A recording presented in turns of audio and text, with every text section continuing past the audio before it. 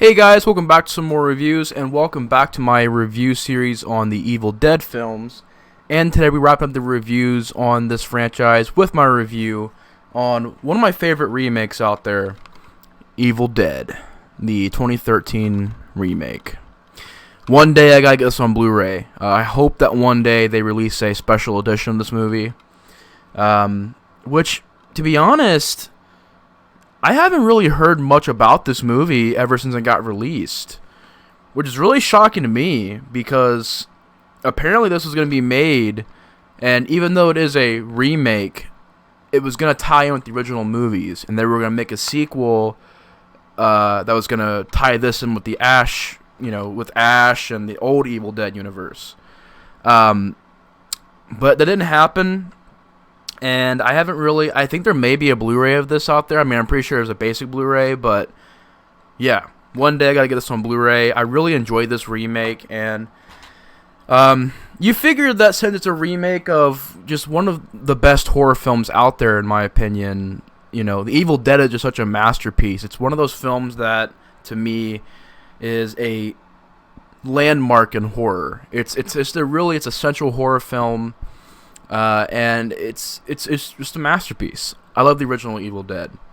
So, to make a remake to that is a very bold thing to do. It's got 6.5 on IMDb by Fede Alvarez, which I think he also directed Don't Breathe. And I love both these movies, so I think he's a good director. Brings a good visual aspect to his movies as well. I mean, he also does other great things as far as the camera and the direction of scenes, but it just is visual. Like, the way his movies look, I think they've always looked really good. But I remember this came out back in 2013. I seen it in the theaters, and you want to talk about a fun theater experience, it's definitely when I went to go see this movie. I mean, just the reactions to the shocking scenes, the blood, the gore. Without a doubt, one of the funnest theater experiences I've ever had. And it was everything I wanted out of this remake. I was going into it, I was like, man, I want that classic Evil Dead stuff. I want the blood, the gore, but I also really hope they go back to the horror aspect and make it scary, make it creepy. And in my opinion, they hit the ball out of the park. They did a fucking amazing job making this remake, not a sequel. They did a good job making this remake, and it's really hard to make a good remake nowadays because, most remakes are just copy and paste, copy and paste, copy and paste. And in this remake, there's similar things, like the lead's sister gets locked in the cellar, and there's even a thing that was deleted in this movie where she was singing the same song as the original. Didn't make it to the final cut, but you've seen it in a lot of the trailers. That's from the original movie. The Vine scene, the POV stuff, it's all from the original movie as far as it being remade. But a lot of stuff is different in this movie. And I mean, obviously the plot is very similar. Teens going out to a cabin and the demons popping up. But I like how this movie has sort of a different lore to it. Different lore to the Deadites, to the book. Tried to make it more different and unique, their own vision of Evil Dead, and I really do appreciate that because not a lot of remakes do that. And I mean, is this movie, is it perfect? Obviously not.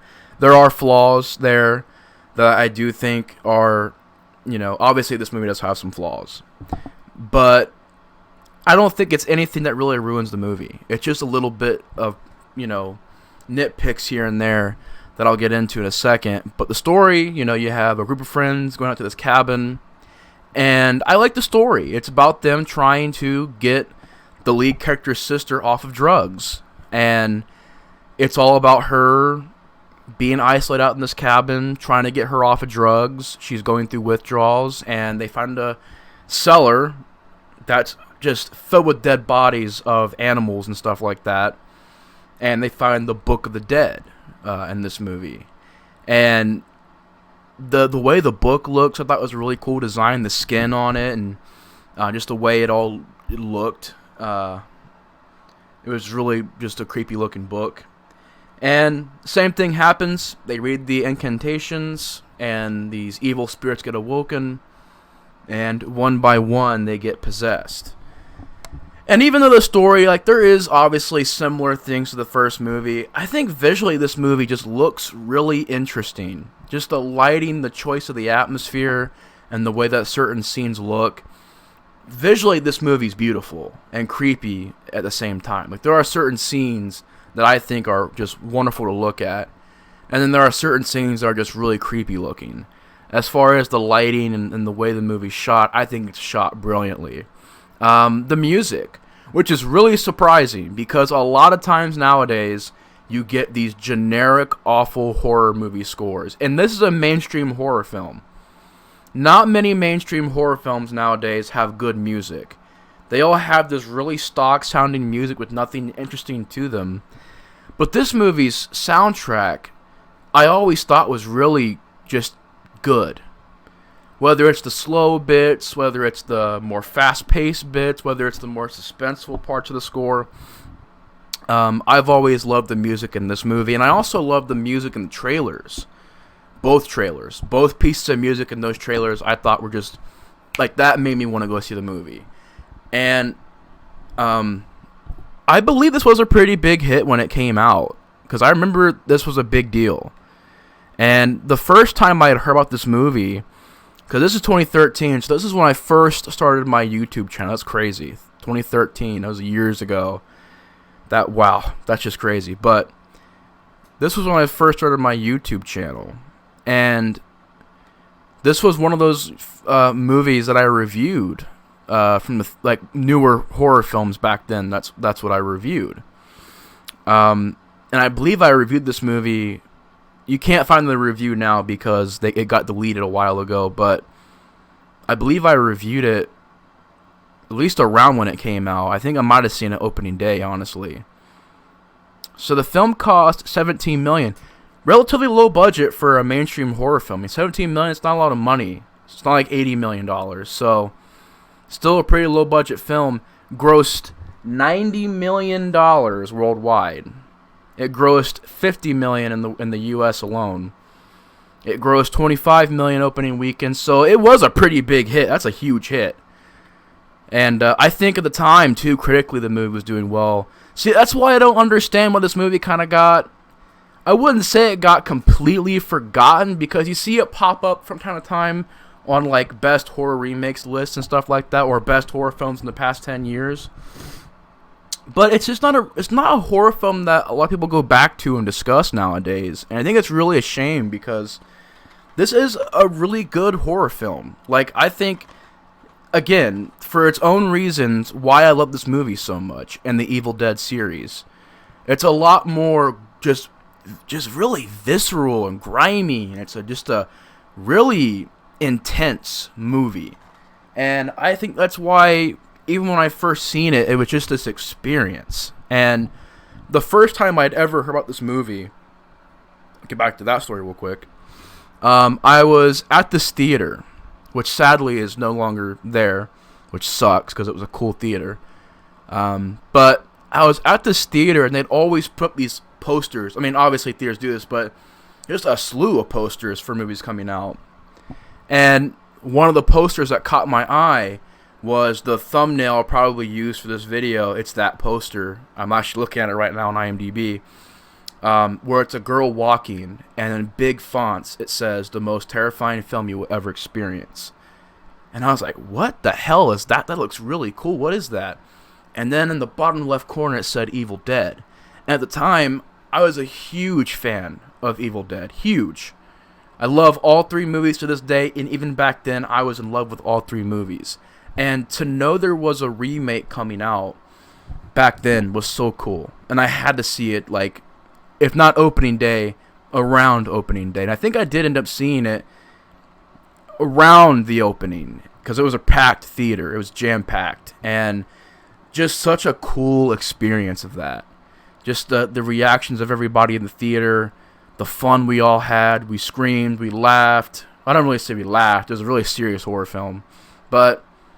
you know, it was a good experience. It was like how a horror film experience should be. Because I've seen plenty of really bad horror films in the theaters, and I've seen horror films that people are laughing at and going, this ain't scary. But this one was actually scary. It scared people, and there were people just jumping out of their seats, and popcorn was flying everywhere. It was such a cool experience, man. Really, really fun. But yeah, to get into the positives, like I said before, after I got off rambling there for a second, I apologize for that. The lighting, I thought, was really good. The direction, I thought, was really good. The acting in this movie, the acting was pretty good. Especially considering, once again, nowadays in horror films, the casts really don't... Casts in horror films nowadays, not even really the actors' fault, but just the way they write the characters. Because I think writing the characters out is a very important thing. The way that characters are written nowadays, I think, is a big problem why characters nowadays are just not very likable, or don't really come off as realistic, or they come off as bland. And in this movie, I liked the characters because they actually gave them backstories. They gave them unique traits to them. And the actors did a really good job playing these characters. You know, you have more of the bookworm type dude, which I believe was Eric. And you had David, which is pretty much our lead, and he's done with like a troubled past. Then you have Mia, who's done with the drug addiction. I think Olivia is the Eric character's girlfriend, and I believe Natalie is the David character's girlfriend. And they all did a good job acting-wise, and I like how different characters have different traits to them, and how... Because, for instance, this Eric character, he stays alive in this movie, just goes through hell. And you think in every scene, oh, he's going to die here, he's going to die here. But no, the man just gets tortured. He gets nails all in him, gets hit by a crowbar, gets a needle like stuck right here under his eye. And that scene, just seeing this movie in the theaters, and I can still watch it to this day and it still be really intense. But seeing this in the theater, just the certain classic scenes, which is another good thing I say about this movie, classic scenes. And I think that's really cool because the first movie had its own classic scenes, and here it also has very memorable scenes.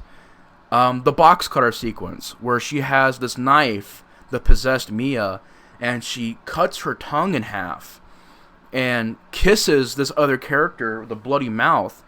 Disgusting scene, disturbing. Or the nail gun sequence, where one of the characters is possessed and she's shooting a nail gun at people, and people are getting nails in their arms. All practical effects, by the way, which we'll get into that in a second as well. But she's shooting nails into people and hitting people with crowbars. That sequence was crazy, and how her arms get blown off by a shotgun, and she still, like, she turns back into a human just to tease them and falls over and dies. Just crazy sequence. The bathroom sequence I thought was really insane, where the girl's cut like pieces away of her face with a piece of glass, and she goes after this guy, and just he falls and hits his like back on this toilet. Just a really intense sequence, and every single part of this movie that's supposed to be scary, it is pretty intense. It is pretty creepy, and sometimes it is pretty scary. But yeah, just certain sequences I thought were really good. I like the new lore, and about them making it where this new demon has to have a certain amount of souls before it can get resurrected, and it's called the Abomination. I like that. New lore, different. I like that. You make it unique and different. And you have a really insane sequence, too, I gotta mention, where this girl's arm is kind of possessed. Little similar to the original Evil Dead 2, but at the same time a little different, because her arm is getting possessed, and she grabs this like slicer that you use for like turkey dinners and stuff like that. You slice turkey. She takes this slicer and cuts her arm off, and the effect and the blood in that scene just is insane. Bloody sequence, man. Really bloody and really crazy. And I like how Demon's like, don't cut it off, don't cut it off. And she goes, fuck you. Great sequence. Really intense. Man, what else can I say? The gore and special effects. I was so glad it was not all CGI. Now, yes, and the nitpicks, we'll get into the CGI enhancements, because there are some. But for the most part, this movie is practical. And once again, that threw me way off. Because even by this point in 2013, there were not a lot of horror films doing practical effects like this. And just how bloody and gory it is, it's insane. Buckets and gallons of blood being used. There's actually a scene in this movie where it is raining blood. And it's practical. Or at least it looks practical. If that's CGI, it's done very well. But there's literally a scene in this movie where it rains gallons and gallons of blood. Just such a cool visual, such a creepy visual. Really excellent finale to the movie as well. Gotta stress that. I love the ending of this movie where the chick, Mia, she ends up being the last survivor. And she gets the last laugh and kills this demon in a badass way. And I believe her and Ash were going to meet up later in another Evil Dead movie and kind of work together as a team, which I thought was a really cool idea, because I thought the Mia character, she was a great character, good actress, and I thought she'd be a good lead in the next movie. And to get into that real quick, before we get into the problems, I'm kind of curious, like, why this movie, like, there was never any follow-up to this movie, because it got a lot of critical praise, and it made a shit ton of money, but for some reason, the project never really led to anything else. It's kind of this weird, obscure thing where it's an Evil Dead movie in its own universe, its own vision, but the intentions of it were to be connected to the actual universe. So it's weird. Really unique film, weirdly placed in the timeline, but it is very curious. Like, why was this never continued? Why was this never brought up again?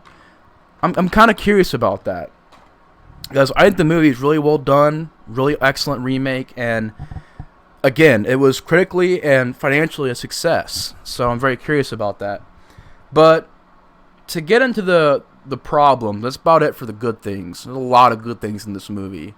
The music, the gore, the special effects, the characters were pretty good, the acting was pretty decent. The way the cabin looked, I thought was pretty cool. Different looking cabin. The way the book looked, the Book of the Dead. Just how visceral and intense the movie is. But to get into the problems real quick, because this is a very long review so far. To get into the problems real quick, the CGI enhancements I thought were, there were times where you could definitely tell there was CGI there. It didn't look the greatest, but I can kind of see why they would do for certain scenes, like how they would get certain shots done. So I can kind of forgive the movie for that, because really, honestly, they don't use it a whole lot, and it's very much just spread apart in the movie. You don't see a lot of CGI in this film.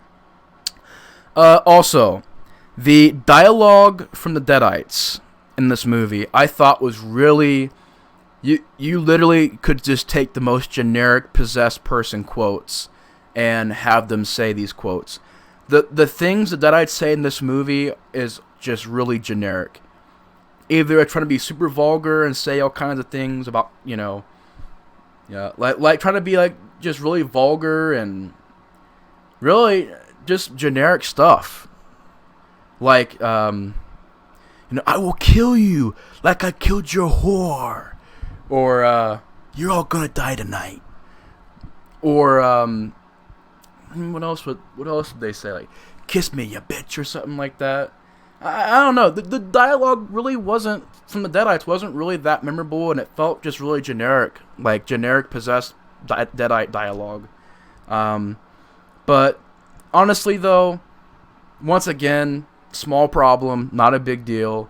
Just whenever the Deadites talked, it just felt...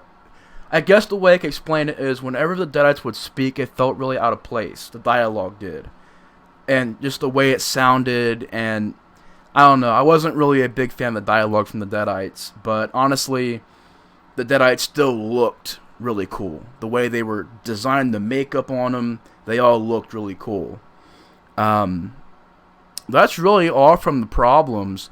Although I do kind of wonder, when you watch the trailer to this movie... There's a lot of footage in that trailer that's not in this movie. And I don't think they go over it in the features. I mean, there are 3 featurettes, but I don't know if they go over the deleted scenes. Because in the trailer, you have a shot of David using a chainsaw to cut up something. There's blood going all over the place. So I'm kind of wondering, were they going to kill off Mia? And they just didn't do it? I'm kind of wondering that. There's a shot of that. There's quite a few shots from that trailer that just weren't in this movie. Like the possessed Mia saying, "We're gonna get you." That was in the trailer, was in the movie. So I'm very curious about that. But yeah, man, the Evil Dead remake, I think it nails a lot of things. I think it's a really good example of an extremely well-made remake. And I think other remakes should look to it. Stuff like Evil Dead, stuff like Child's Play. I'm pretty sure if I could think about it for a minute, I could think of other titles as well. But really, it's an example of how you do a really good remake. It's bloody, it's violent, has good characters, it's got some great gore, it's got a great atmosphere, it's pretty creepy and atmospheric. There are some really intense and crazy sequences, creepy sequences, just loads of gore and blood. I mean, I'm going to give it probably an 8.5 out of 10, if not a 9 out of 10. I'll probably say it's around an 8.5 out of 10. Really solid remake. I enjoy this movie a lot. It's a great film. It deserves this long review. I'm just saying that. Very long video. Apologize for that. Didn't check the timer that much while I was making this. But, yeah. I guess you could say it's an in-depth review on the Evil Dead remake. But I love this remake. It's really enjoyable. 8.5 out of 10. If you've seen this remake, definitely let me know your guys' thoughts on this film in the comments below. I really enjoy this movie. But anyways, guys, thank you guys so much for watching my reviews on the Evil Dead series. It's been an absolute blast covering these movies and going through this journey once again and watching them and reviewing them. It's been a blast, and it's been awesome. And once again, I can't say thank you enough to you guys for all the support in these videos and for you guys just checking them out. Supporting them, checking them out, and watching them and commenting. I appreciate all that. But anyways, guys, that's going to do it for me. I hope you guys have a good night. Let me know your guys' thoughts on this from the comments below. Anyways, I'll see you guys later. Peace out. Thank you guys so much for watching. You guys rock. You guys are badass. Yeah, thank you guys so much. Have a good night. Peace out. Explorer 4. We'll see you guys later. Peace.